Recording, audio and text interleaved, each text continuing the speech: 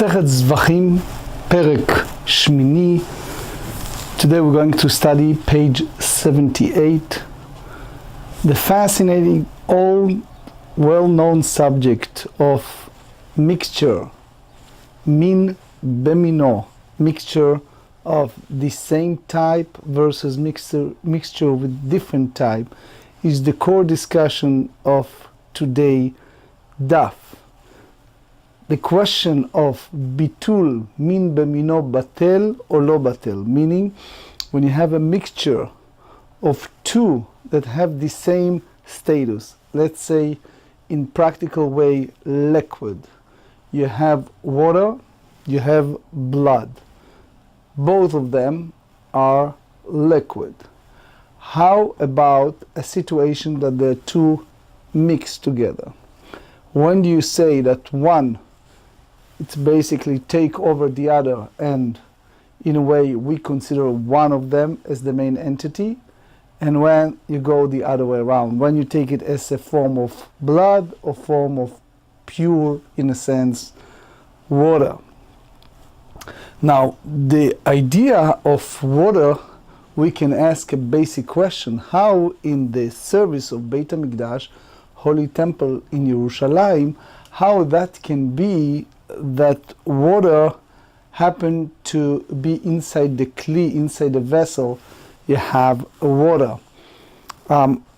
Is that mean because the vessel contain blood, the water makes a difference, mevatel or not? Tosfot tells us, soon you see in more details, that when it's come to color, the red color can be a misleading information. As you know, people can mix. When we discuss wine, you have a red wine. It can be a color, it can be blood, it can be other things. So because you only see the color, you don't know if it's a mirkam, if it's a real blood. That's the core of the discussion. If you remember, when we study together the Tractate Avodah Zarah on pages 78 and 79, we delve with this sugya. The core of this sugya is obviously in Tractate Hullin, page 80. So the whole sugiyot, the whole subject of bitul berov or bitul beheter, when and where and how you can say that the most important part is the water or the blood, and more, that's the core of the discussion. Excuse me. Up to this point, we talk about something that let's say offering or other type of korbanot, shehitarev im chai, that mixture with a living. We talk about chatichot basar, eivarim, a limb, part of the korban, part of the offering that mix. Now we're dealing with, in a way, liquid with liquid, in a way like blood with blood, blood that prior to sprinkle on the altar, and blood that you are in a quandary if it's batel or not, if it's abrogated or not. Here we are, the Mishnah, page 73b, 3 lines from the bottom of the page. Dam shenitarev b'mayim. So here we have a situation that you have a blood, in our case, since our tractate deal with offering, so you have the blood of offering that was fit to be a sacrificial offering and was mixed with the water. And the question is how you treated this mixture, because do you treat it as something that's befitting for potential korban offering or not? So it's important to know that we are not talking about blood that sprinkled or came out לתוך המים, to the water, because that soon you see is kama batel, that we talk the other way around. So they said, דם שנתערב במים, אם יש בו מראית עין, if you look at the mixture, has the appearance of blood, it is fit for sprinkling on the altar, even though the majority of the mixture is water. So the Gemarah in Hullin 87b said that any kol mar'e admumit mechaprim. So it means as long as you see some appearance, so it's not batel, it's not now abrogated with the water. And therefore, אם יש בו מראית דם, kasher. So, it's fine, you can use it. Now, it's fit for sprinkling all the odor, even though the majority of the mixture is water. נתערב ביין. How about if the blood was mixed with red wine? So in Eretz Israel, in those days, stam yain adom, regular red wine, that's what Yaakov Avinu, our forefather Jacob, blessed his son Yehuda, Judah, before he passed away.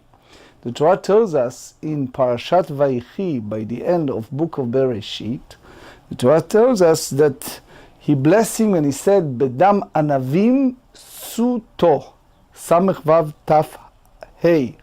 Suto, if you look at the commentaries, it's applied to red wine.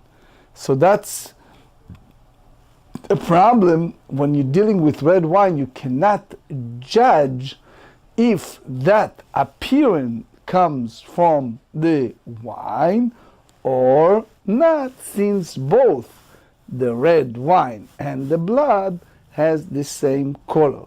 Consequently, or in or to, so therefore we look upon the wine כאילו hu mayim, as though is a water. So if we see it in such a level, so it's befitting for we will see later on pages 78 and 79, as we said, more expansion on that. Basically, later the Gemarah said it's not the kamut, it's not the quantity, ela chazuta. Chazuta meaning the appearance, mar'eh. It's like beilchot mikveot, we learned the idea of mar'eh, the appearance. The whole sugiyah, the whole subject of bitul berov, this din of ro'in that we look upon, if the color, if hatzeva hayad dohe, so you look at the wine, if it's remain red, you put water, v'nish'ar mar'eh adom, it still have red, so it's called stam kasher. But if the blood, if adam shina chazuto, that's asur, that's chidush, just change. You look at the wine and you see it, it's like you have the deficiency in the wine. So it's all the authentic point of recognition of the color. The Gemarah in Pesachim tells us, when it's come to Seder, Zecher Ladam, to commemorate the suffering of children of Israel when Pharaoh subjugated our people. So they use something that domeh, the dam domeh leyain, that resonate. So obviously we cannot check only by mar'eh bilvad, only by the way its appearance. As a side note, unfortunately, the time of persecution and blood libel, our people suffer greatly, and therefore the rabbis restricted that if it's a serious problem what people misconstrue and thinking a horrible thing about us, so therefore we should not use red wine. But anyway, this is a point in the Gemarah in Pesachim, Zecher Ladam. Anyway, נתערב בדם בהמה או בדם hachaya.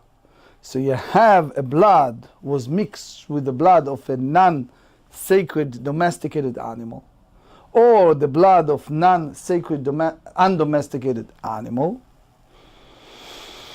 So now the Gemarah said, the Mishnah said, Ro'im oto, you look at the blood of a non-sacred one and consider the non-sacred blood ke'ilu mayim, as though it's water. So if you see the blood coming out of the water that is equal to the blood of Hullin, of the non-sacred, so basically it's befitting to use it for zrika.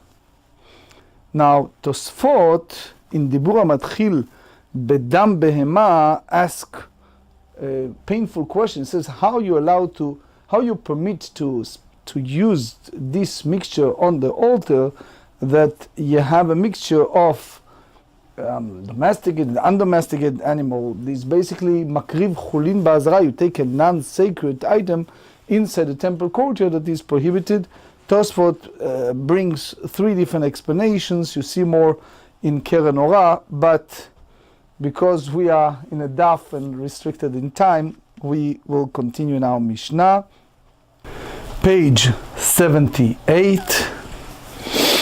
Rabbi Yehuda Omer. So here we have a different view when you have this mixture between blood of domesticated or undomesticated animal. And you see this sugya also in several places in the Shas. En dam mevatel dam.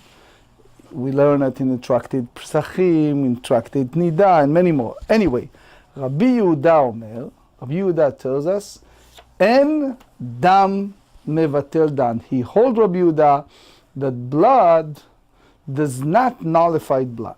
So consequently, the Kohen presents the blood of the mixture on the altar. Why? Because the Rabbi Yehuda hold, the Rashi tells us, when you zoom in the text in the Torah in the Vayikra chapter 16 verse 18, Velakach midam hapar umidam hasair. This is the original and more important part of the text.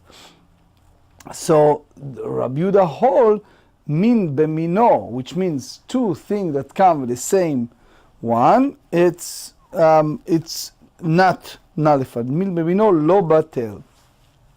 So Rabbi Yehuda maintains that in any mixture of one substance in contact with the same type of substance, the substance that is the minority is not nullified by the majority.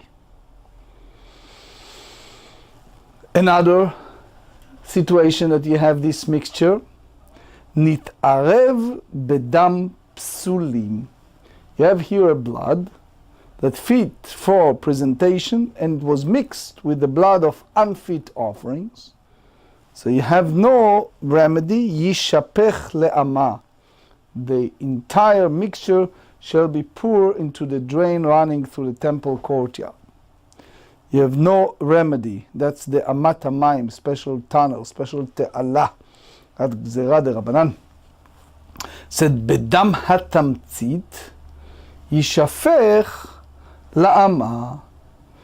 If the blood fit for presentation was mixed with blood of exudate, which is that exudes from the neck after the initial spart following its slaughter concludes, which is unfit for presentation, the entire mixture shall be poured into the temple courtyard drain.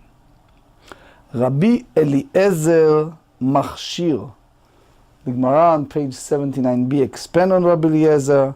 The big question, if he's really cholek, he really disputed Tanakama or not, if it's just in regards to the damatamtzit or also in general dam psulin. But anyway, im lo nimlach, if the Kohen did not bother to ask question anyone, he didn't ask those authority what to do and how to do, just he make his own mind, his own opinion, and guess what he did?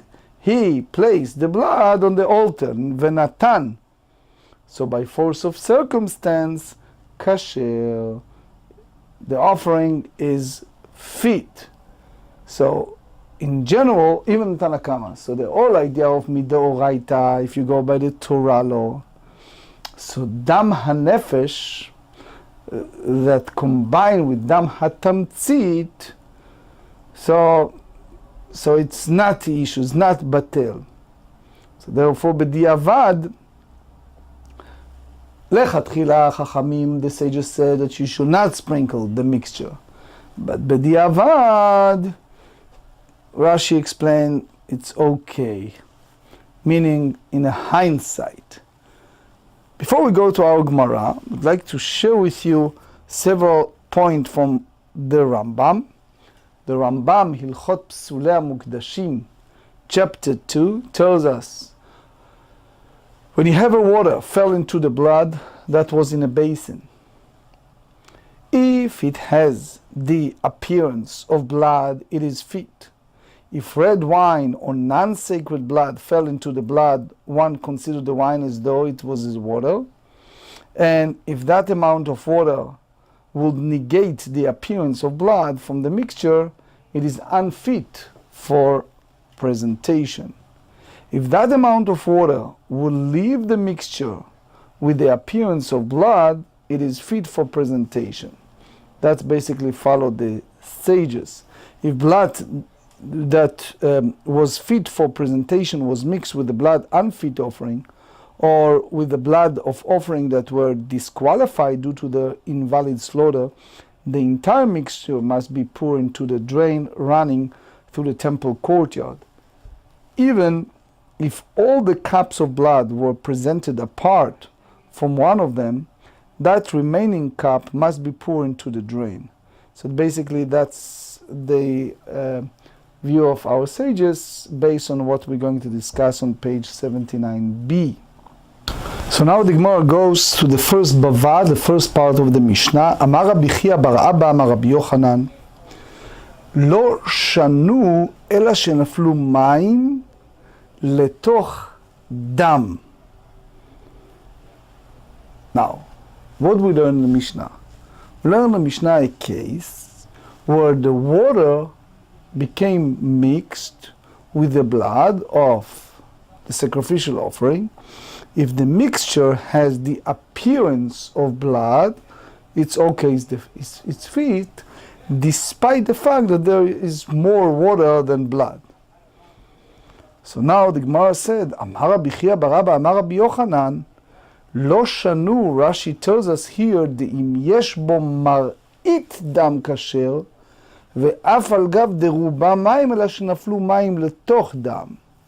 So here Rashi tells us that what Rabbi Chia bar Abba says, that Rabbi Yochanan hold, they taught us the halacha only in a case where the water fell into the blood. However, if we have a blood fell into the water, אלא שנפלו מים לתוך דם, אבל נפל דם לתוך מים, so in the moment you have blood fall into the water, ראשון בטל, the first drop of blood, and then you have the next first drop of blood. So now it's nullified. לא ניכר, you don't see this appearance of blood. So therefore you treat it as a water. All of that applies to what? To zrika, which is each drop is nullified in turn. So the mixture is unfit for presentation, regardless of whether it has the appearance of blood. However, Amar Rav Papa, ule'inyan kisui, so Rav Chava said, when it's come to cover the blood, there is a line in the Torah, in the book of Vayikra, chapter 17, verse 13. Said as follows. Let me share with you the pasuk. ואיש איש מבני ישראל ומן הגר הגר בתוכם, אשר יצוד צד חיה או עוף אשר יאכל, ושפך את דמו וכיסהו באפר. So the Rambam in Hilchot Shchita, chapter 14, tells us that there is a positive commandment to do what? To do kisui hadam, to cover the one who slaughters a kosher bird or kosher undomesticated animal must cover its blood with earth, reciting a blessing before fulfilling the mitzvah. This mitzvah is discussed in detail in the 6th chapter of Tractate Hullin. Ashes and other powdery substances may be used instead of earth for this mitzvah as well. So that's a mitzvah of kisui hadam. So he said, "Ulinyan kisui einochen," when it's a mitzvah of covering the blood of bird or undomesticated animal that are slaughtered, it's not so.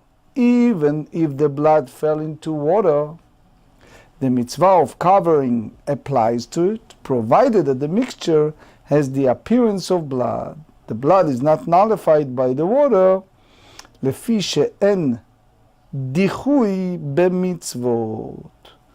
So Rashi tells us, דאף על פי שנדחה טיפה ראשונה שנפלה לתוך המים ולא טיפה שנייה, ולא היא היה מראיתה ניכר, אפילו אחרי כי הדר נפל טיפה שנייה, חוזרת ראשונה ונאורה להצטרף עימה.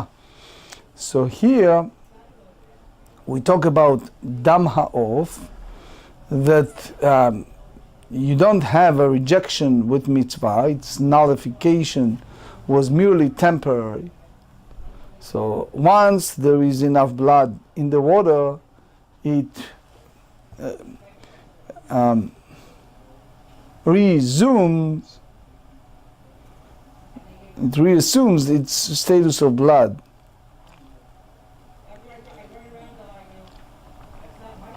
Here is the Shulchan Aruch Yoredea in 28.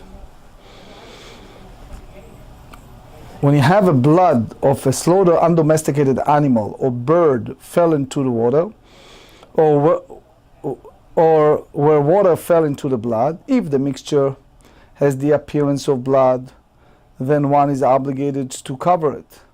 But if not, then one is exempt. The halacha is in accordance to the opinion of Rav Papa, that in this case, one does not apply the principle that the first drop of blood and then the next first blood is nullified, as there is no permanent rejection with regard to mitzvot. That's also the bi'ur agra. Amar Reish Lakish, hapigul, which is the offering that was sacrificed with the intent to consume beyond its designated time. V'hanotar, an offering that was designated time for consumption has passed. V'hatame, and ritually impure sacrificial meat, each of which was in a size even of kezait, an olive bark, the minimum size for which one is liable to be receive malkot for its consumption, shebalelan ze beze, that one mixed them together, ve'achalan, and ate them, patu, is exempt from being flogged. אי אפשר שלא ירבה מין על חברו ויבטלנו. It's impossible that while eating one type will not be greater than another type and nullified it. Since it is unknown which prohibition will nullify the other, one cannot forewarn the offender as to which prohibition he is about to transgress, and in order to be liable to be flogged, one must receive a forewarning concerning a specific prohibition. So we derive from that three halachot, shma mina tlat. The derivative of Reish Lakish, we derive three things. One, shma mina isurim mevatlim dzeh. The prohibitions nullified one another in a majority, as just as permitted items nullify the prohibited item. ושמע מינה נותן טעם ברוב לאו דאורייתא. The halacha that when a prohibited food imparts flavor to a permitted substance, it prohibits it even when the permitted substance is the majority, but it's not applied by Torah law, only rabbinic law. That's chumrah, the rabbinic stringency. There is a big discussion, the whole idea of tam ki'ikar chazon ish, based on Gemarah in Avodah Zarah 65, 73, Hullin 96, and more. ושמע מינה התראת ספק לשמע התראה. We conclude that uncertain forewarning, which is one in which the witnesses cannot be sure which prohibition the transgressor is about to violate, is not considered a forewarning. So now the Gemarah go after the second chidush that we derive from Reish Lakish. Mativ Rava. This is Mishnah in Tractate Hullin, chapter 3, Mishnah 7.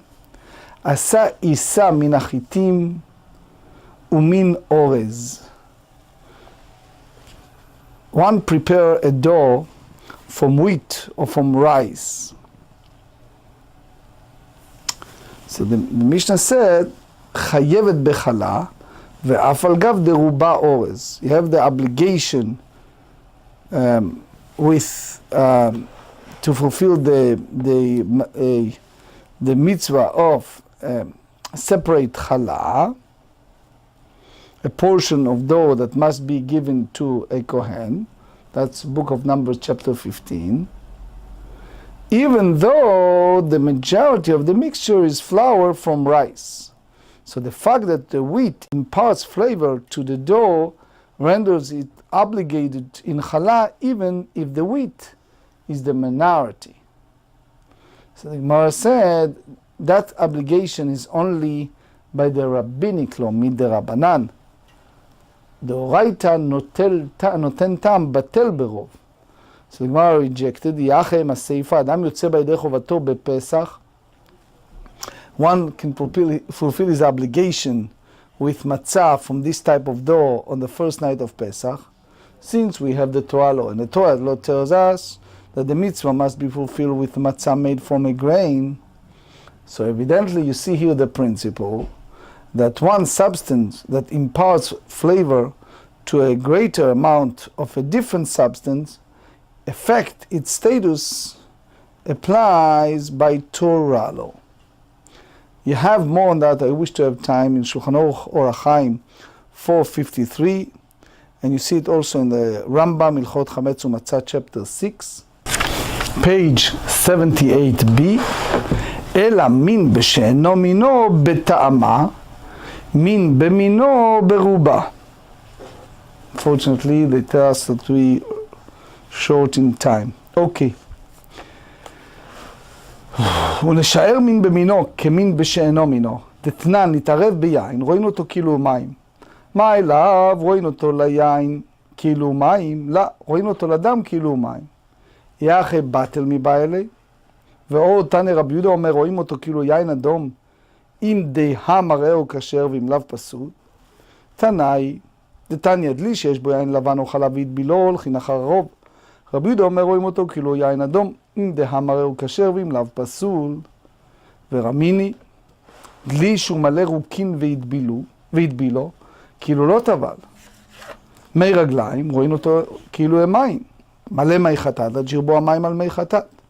מן שמעת לי דאית לרואין, רבי יהודה, וקטן אלא דסגה ברובה. אמר רבה אלו קשיא. page 79. הדידי הדרבי. דתניא רבי יהודה אומר משום רבן גמליאל, אין דם מבטל דם, אין רוק מבטל רוק, ואין מרגליים מבטלים מרגליים. רב אמר בדלי שתוכו טהור וגבו טמא עסקינן דמדינא סגלו בכל דהו ורבנן דגזרו בהו דילמה חייס עליו ולא מבטלי וכיוון דאיכא ריבויה לא צריך.